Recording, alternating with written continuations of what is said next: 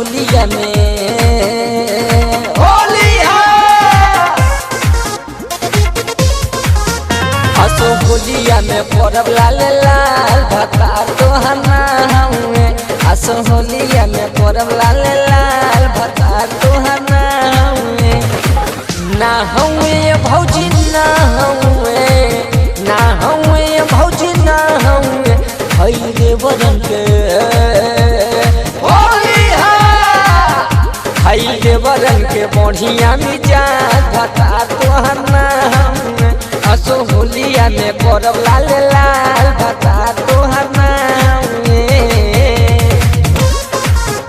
Music by Badal studio. रंगब तो हटोली भले भीगी साया साड़ी होलिया में भौजी हमार मूड ना बिगाड़ी रंगब तो हटोली भले भीगी साया साड़ी होलिया में भौजी हमार मूड ना बिगाड़ी जान जइबू या भौजी जान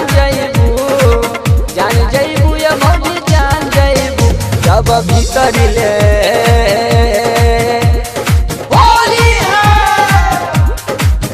जब भीतर ले जाई यार पार भतार तोहर ना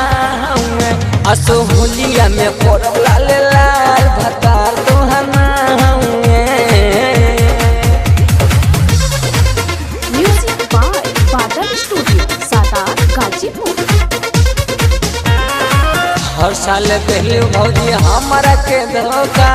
फिर नहीं मिले पाई भौजी ऐसन मौका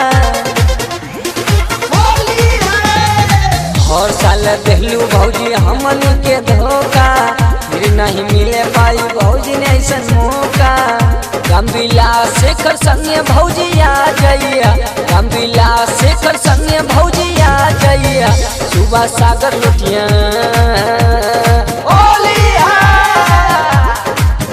सुबह सागर लिखियो होली के बाहर भतार तोहर ना हुए असो होलिया में परब लाल लाल भतार तोहर ना